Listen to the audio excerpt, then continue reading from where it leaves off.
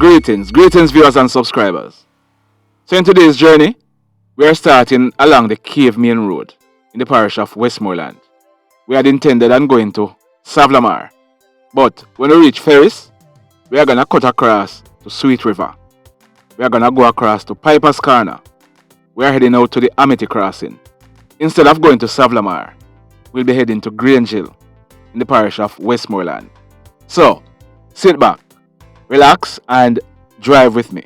We have also slowed down the video for your viewing pleasure. Now, today, Sunday, January 16th, 2022, we have a number of stories for you. We are going to be sharing some information with you. And the last two stories, 2 persons were killed.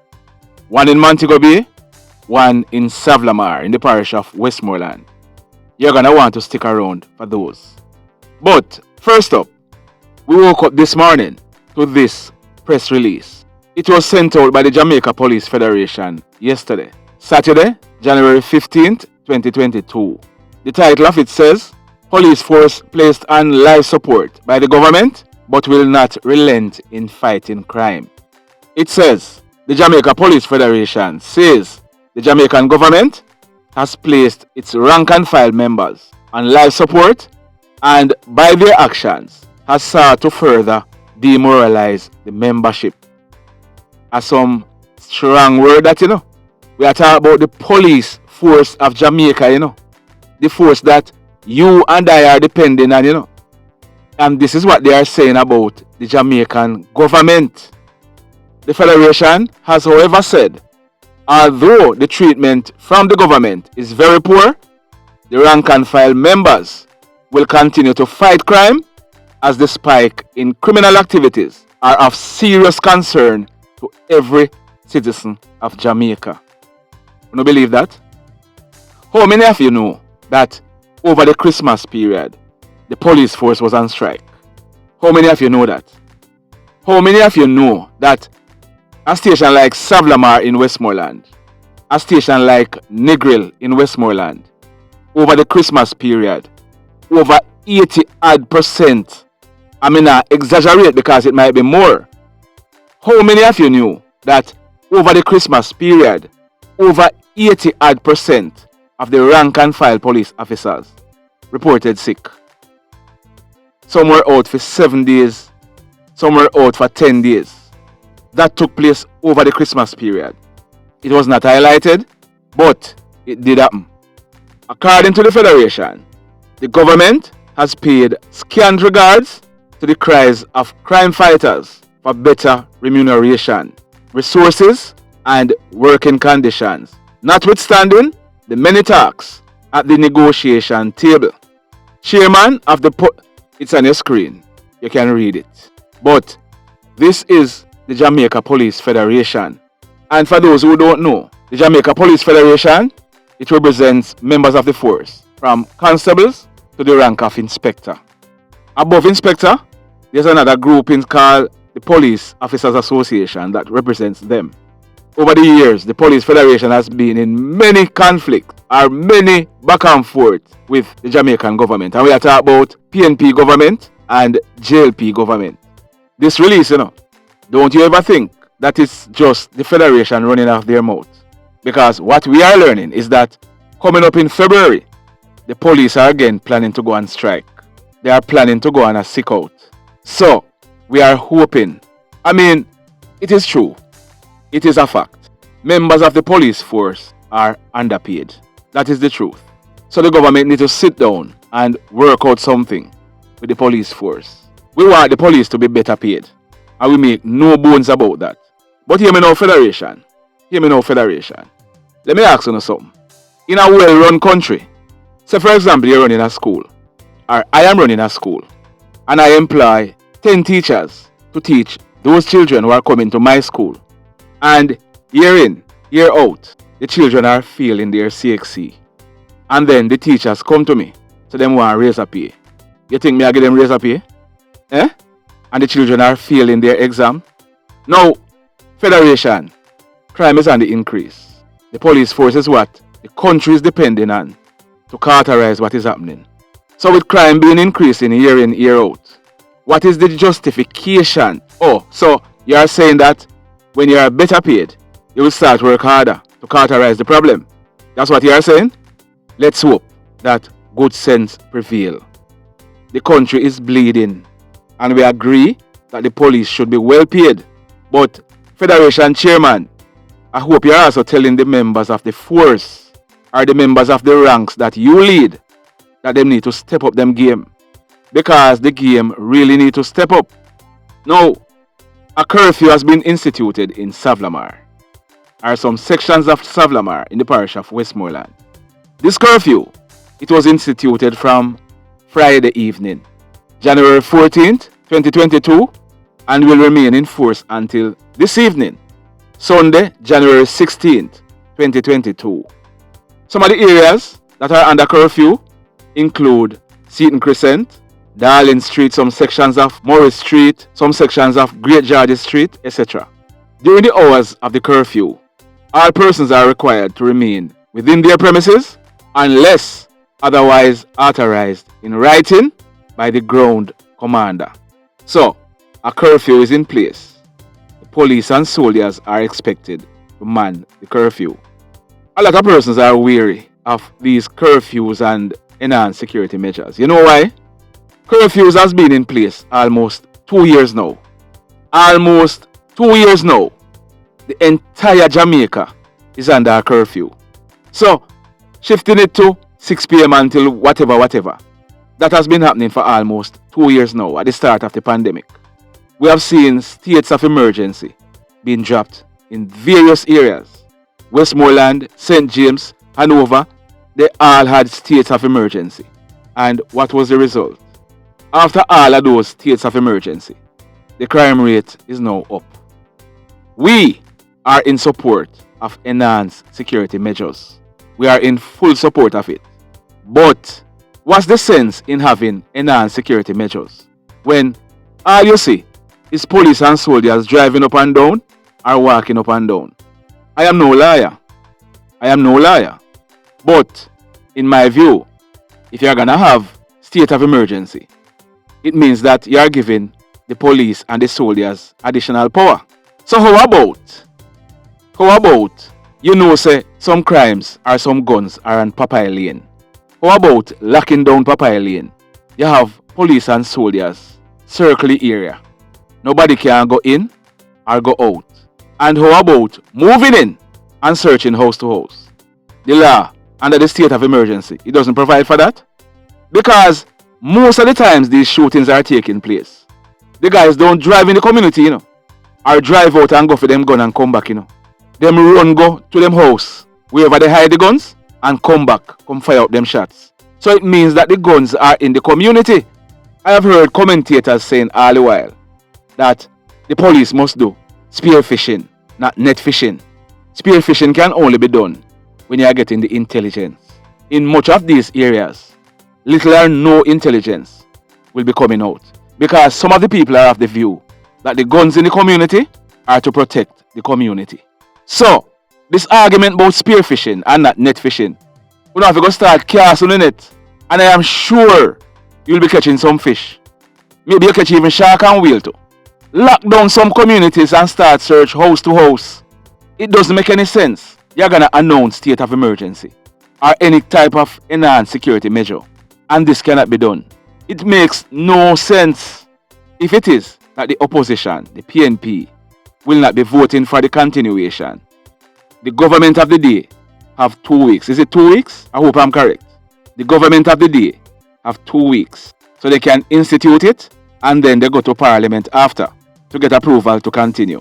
That little time that you have, I am sure if the police and soldiers go in and do some search and some guns are found, when it go to parliament, if the opposition fail to agree with you, the people will be rising up against them.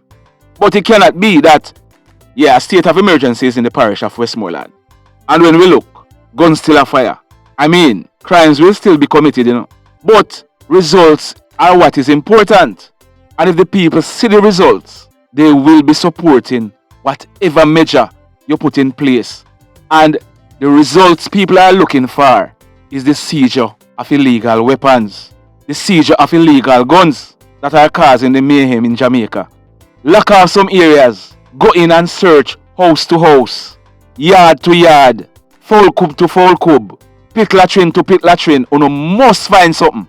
The whole heap of talking and pussyfooting around. Enough of it. Without action, things now go get better. And Police Federation, talk to your members. Talk to your members. Police are underpaid, yes? You know mean say them go and go around and take money from scammers. And scammers have this police and that the police in them back pocket. Talk to your members. It is happening. Talk to people on the ground. They will tell you what is happening. Police are said to be involved in gang activities, giving gang information. And at the end of the day, this channel support the police force wholeheartedly. Because our view is that the police force is a good force. There are one or two members who are making things look bad. But the police force still and will always have our support. There was a protest in Petersfield yesterday, Saturday, January 15th, 2022. This protest was along the Petersfield main road. The residents are some residents of the area. They used stones, they cut down trees, and they used other debris to block the major thoroughfare from Petersfield Square to Amity Crossing. The residents, they were protesting the shooting of a man from Petersfield. That shooting, it took place Friday afternoon. Friday, January 14th, 2022, almost 2 p.m. What we are learning is that a team of police officers, they were on patrol in the Petersfield area. It is said that they went to a premises in a lane off the Petersfield main road. And approaching this premises, a group of men were seen. The men, on seeing the police, they ran off. Now here is the cloudy part. Shots were fired. We are sure that shots were fired by the police. We are talking about what we are sure about. Shots were fired by the police. In the end, a young man, his name is, he's called AJ. He's 20 years old and he's from Carawina in the parish of Westmoreland. AJ, he was shot. He received gunshot wounds to his left and right thighs. He was taken to the hospital by some residents or some friends where he has been admitted. It is said that he has been admitted under police guard. Some residents of the area, they are saying that the group of men, they ran because they were dialing. They were involved in the act of scamming. They are saying that none of the men fired at the police. The police are saying otherwise. So hear me now, residents. If you witness this incident, I am sure Indicom will be investigating. Give your statements to Indicom. Tell Indicom what you know. So remember that yesterday we told you of a man named Amari Campbell. He was shot and killed along the Mount Salem main road in MONTEGO Bay in the parish of St. James. If you didn't hear it, you can go back and listen to yesterday's story. That man on your screen, he is Amari Campbell. Amari Campbell, he used to be living at Darling Street in SIZZLA in the parish of Westmoreland. You remember that last year we carried a story about Andrew Campbell. He was popularly known as Kid. Amari Campbell and Andrew Campbell, otherwise known as Kid, they are cousins. So we normally put a face to the names that we carry, That man on your screen is Amari Campbell. He was shot and killed by hoodlums Thursday night in MONTEGO Bay. Thursday, January 13th, 2022. We are told that he was killed near to the Mount Salem police station. So, as if creating mayhem in Jamaica wasn't enough, we are learning of this incident. That man that you are seeing on your screen, who is handcuffed by the police officers, his name is Winston Glenn. He was 30 years old.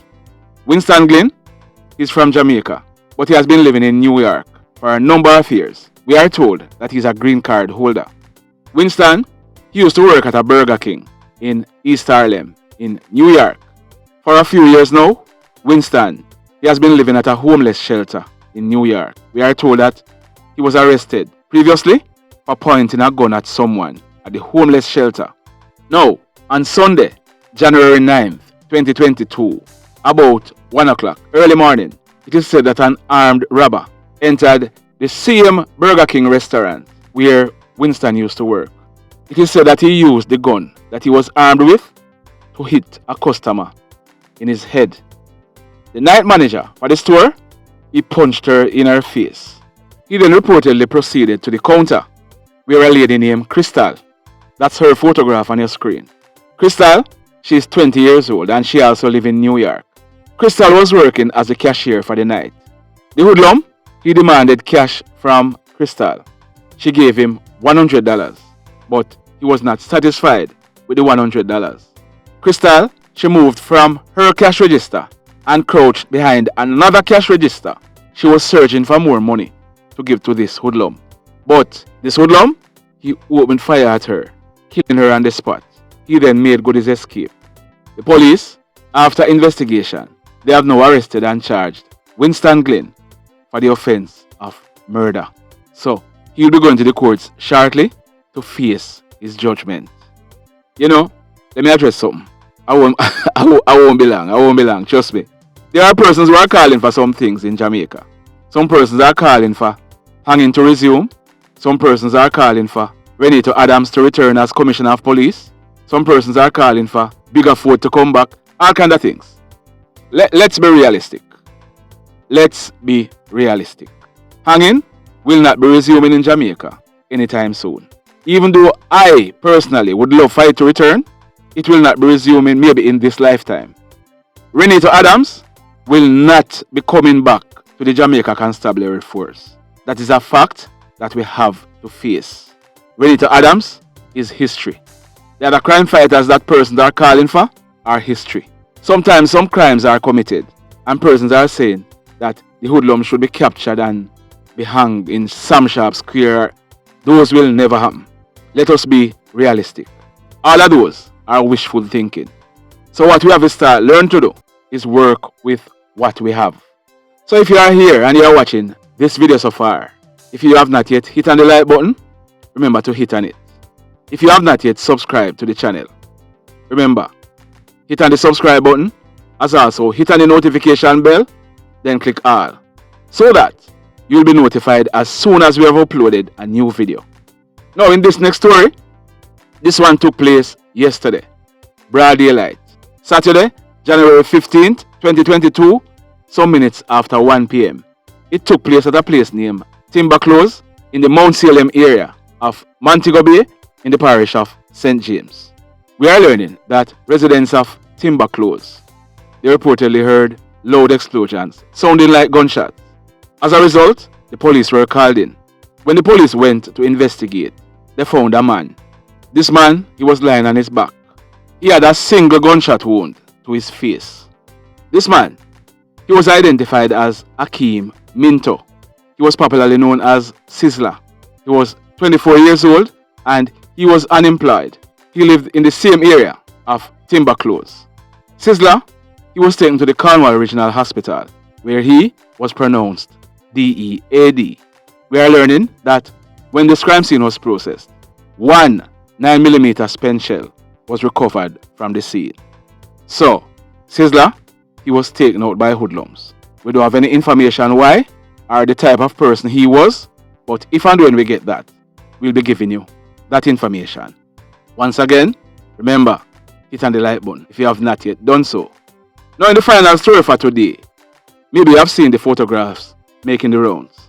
The body of a man was found in a river close to the Russia community yesterday morning, Saturday, January 15th, 2022. But guess what? This man was not killed at Russia. The information we are getting is that this man, he was killed at 12th Street. For those who know SIZZLA, that's the information we are getting. We are learning that this man, he was last seen alive on Thursday, January 13th, 2022, about 9:30 p.m. He was seen alive in a section of 12th Street in SIZZLA in the parish of Westmoreland. So on Saturday, January 15th, 2022, about 7 o'clock, the body of the same man was discovered floating in the sea close to the Russia community by fishermen who raised an alarm. When this body was found, it had a rope tied around its waist and it had gunshot wounds all over. So it is being theorized that the man, he was shot and taken out by hoodlums. A rope was tied around his waist. You know why? That rope, our information is that it may have been tied to a big stone to keep the body underwater. But somehow, the rope that was tied to the stone, it got loosed, and you know that after 1 or 2 days, the body is gonna float. This man, he appears to be in his 30s. He's of a dark complexion, medium built, and he was wearing a grey shirt, red underpants, and a pair of black jeans pants. We are also learning that the Westmoreland police, they went to a location at 12th Street where it is alleged that this incident took place. We are told that bloodstains and 2 9mm spent shells were recovered from that scene at 12th Street. So by all indication, this man, he was taken out at 12th Street, and like we said, his body was then thrown into the sea. You know, it's been years, many years, that we have been hearing about things like this. In SIZZLA, persons are taken out and then their body dumped at sea. It's been years, many years, since we have been hearing about this. And here it is. This body, it did not stay under the water. So everybody can see that what we have been hearing for years is true. The mayhem continues. Blessed love, everybody.